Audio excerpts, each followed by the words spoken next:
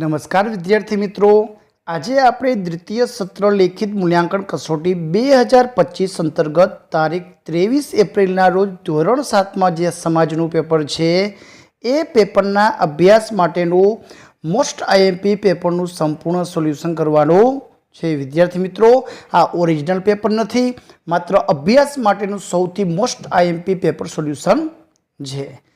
प्रश्न नंबर 1 में आपेलू है, नीचे आपेला वाक्यों खरा है कि खोटा जणावो। पहला 5 खरा खोटा अपने पहला प्रश्न में पूछाय है। नंबर 1, गोंड लोको तोपनु निर्माण करी सकता हता, खोटू अहम लोको करता हता। गढकटंगाना गौड़ राज्य में 80,000 जेटला गामडाओनो समावेश थाय छे, खोटू 70,000 जेटला गामडानो समावेश थाय छे।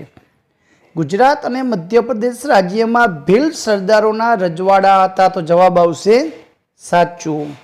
जनजातिना सभ्यों कबीला प्रथा थी एक बीजा साथे जोड़ायेला हता, तो जवाब आवशे साचू।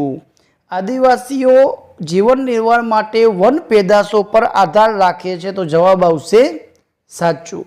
आगळ जोईए प्रश्न 1 में आपने जोड़का आपेला छे, तो अ विभाग और ब विभाग ने आपणे जोड़वाना छे। पहलू छे क्रिमिनल ट्राइब्स एक्ट क्या वर्ष में लागू करवामां आव्यो, तो 1871। भारतनी विचरती जाति में कई आवे छे, तो वणजारानो उपयोग छे विचरती जाति में आवशे। अलाउद्दीन खलजी छे, एमां जवाब आवशे पारधी। दोरडा पर करतब करनार, तो जवाब आवशे नट लोको। सौंदर्य प्रसाधनों वेचाण करनार, तो जवाब आवशे कांगसिया। तो आ रीते तमारे जोड़का जोड़वाना छे।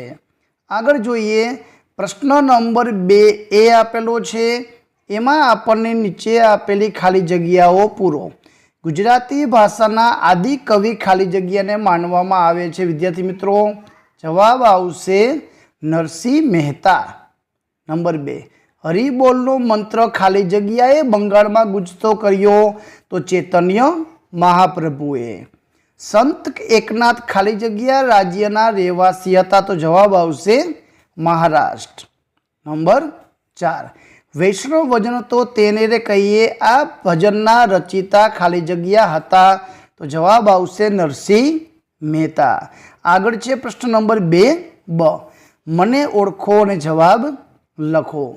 मैं व्रज में रही अने कृष्णना पदों रचिया, तो संत सूरदास। मैं 15 वर्षनी वये भगवद गीता पर ज्ञानेश्वरी रचना करी, तो ज्ञानेश्वर।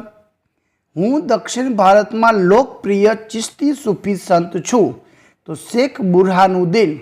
दक्षिण भारत में मैं अभंगोनी रचना करी हती, तो जवाब आवशे तुकाराम। तो आ रीते जवाब लखवाना छे। आगळ जोईए प्रश्न नंबर 3 में आपेला छे, टूंकमां उत्तर लखो।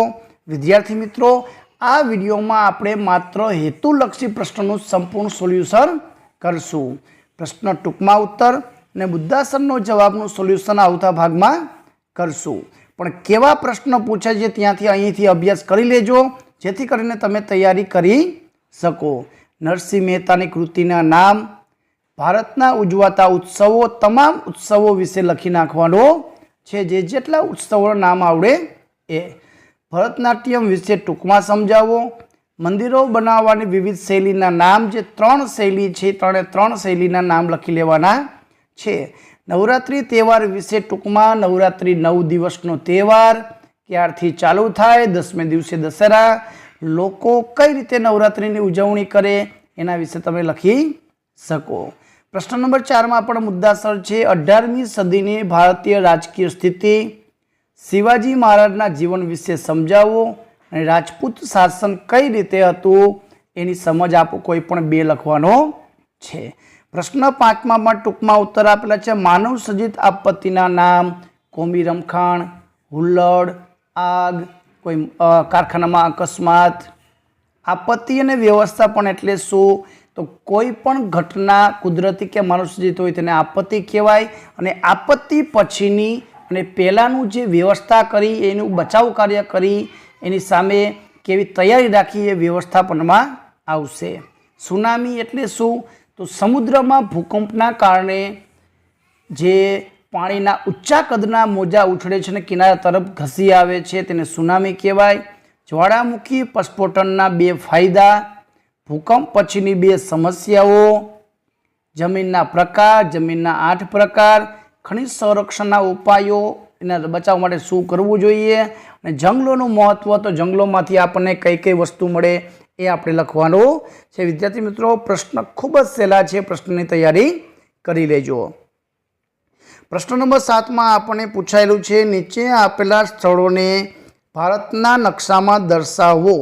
જેમાં આપણને નળ સરોવર, જંગલી બકરી તો જમ્મુ કાશ્મીરમાં દર્શાવવાનું, રતનમહાલ રીંછ અભયારણ્ય દાહોદ, થરનું રણ તો રાજસ્થાન, અંદમાન અને નિકોબાર ટાપુ બંગાળના ઉપસાગરમાં, સુરખાબ અભયારણ્ય એટલે કે આપણા કચ્છમાં.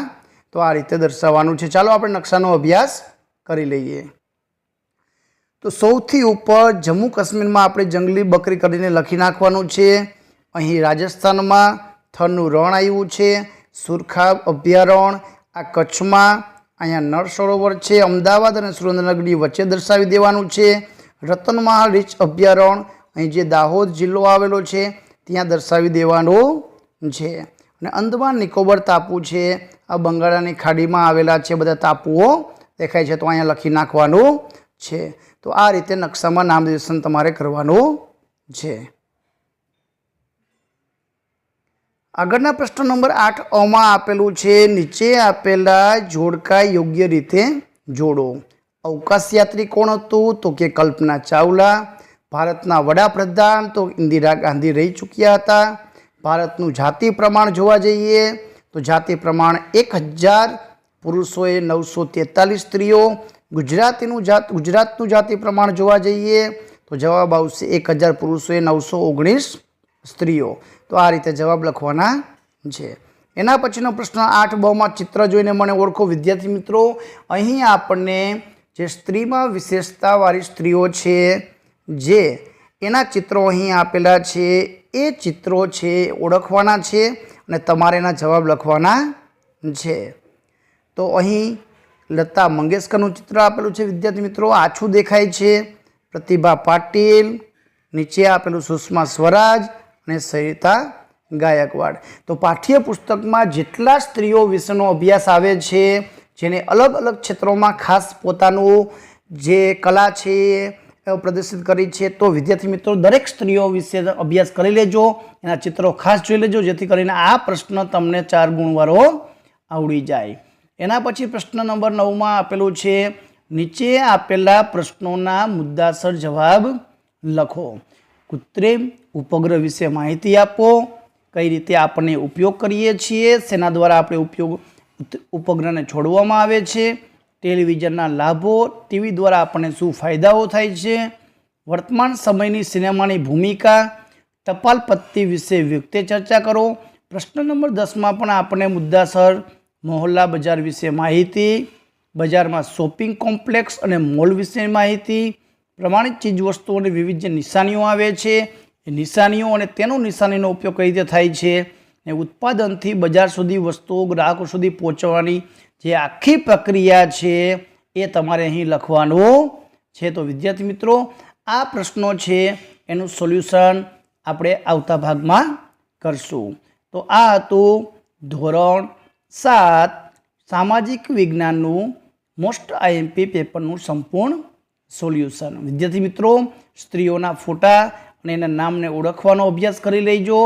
અહીં આપણને જોડકા છે એનો અભ્યાસ કરી લેજો. નકશામાં જે મહત્ત્વની બાબતો દર્શાવવાની હોય, જેમાં બંને બાજુના બંગાળાની ખાડી, અરબ સાગર, હિન્દ મહાસાગર, દ્વીપ સમૂહો, રાજ્યો, એ બધું એનો અભ્યાસ પણ કરી લેજો. અહીંયા આપેલા મોસ્ટ આઈએમપી પ્રશ્નો છે તેનો અભ્યાસ કરી લેજો. હેતુલક્ષી પ્રશ્ન માટે ખાસ કરીને પાઠ નંબર 5, 6 એનો ખાસ અભ્યાસ કરજો, કેમ કે તેમાંથી ઘણું બધું પૂછાય છે. તો આ હતું ધોરણ 7નું મોસ્ટ આઈએમપી પેપરનું સંપૂર્ણ સોલ્યુશન. આભાર, ધન્યવાદ.